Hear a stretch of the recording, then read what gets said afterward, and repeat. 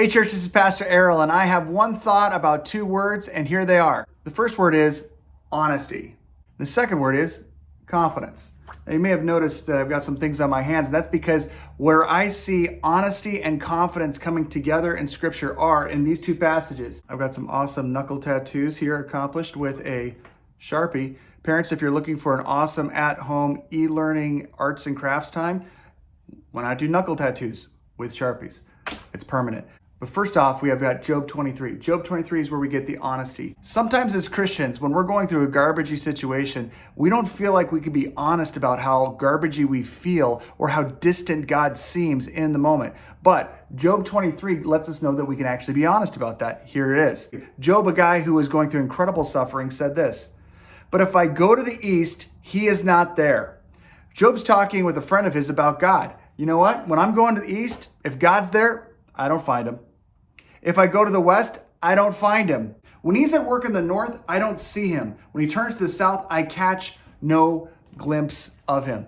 Job is saying this, listen, I'm not saying I'm an atheist. I'm just saying I believe in God. I just don't know what he's doing. I am suffering. I'm in a difficult situation. And when I look north, south, east, and west, if God's working, I don't know what he's doing. I don't know what's going on. Job 23 shows us a picture of honesty. That as Christians, we can be honest with God. But just being honest with God is still pretty depressing when we have questions that aren't getting answers. And Job's number one question is, where are you, God? I don't feel like you're at all in this situation. You seem in a horrible situation.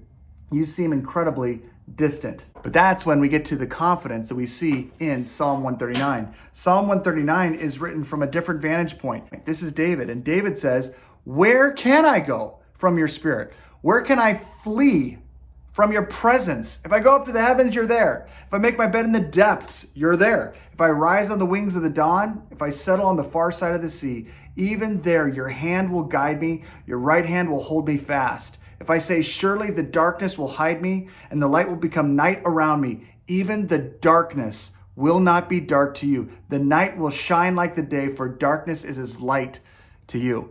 Psalm 139 is coming in with a completely different vantage point. Psalm 139 is expressing the confidence that we have in God that even though it's dark, he is here. He makes even the darkness bright, which brings us back to Job 23.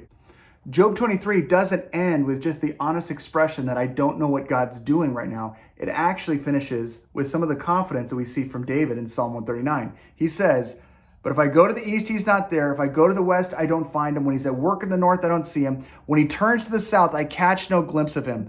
But he knows the way that I take. When he's tested me, I will come forth as gold.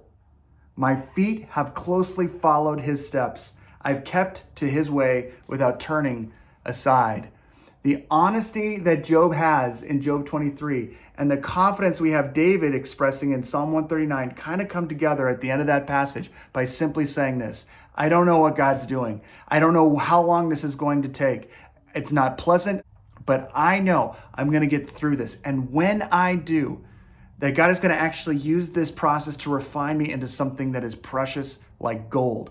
And on top of that, until then, until I actually understand what God's up to, I've got one job to do, and that's this.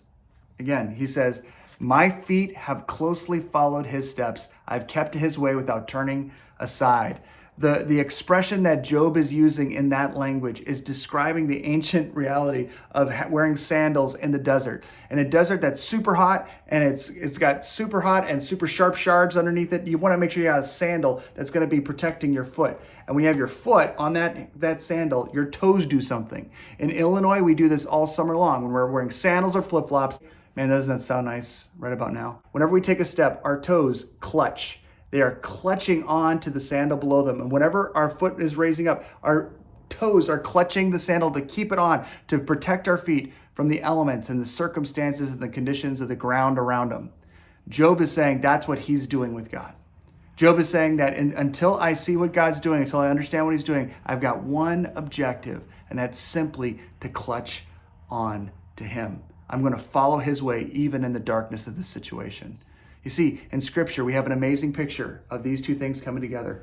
The ability to be honest about how garbagey something is and to have the confidence in God that he's going to get us through it. And you have that today.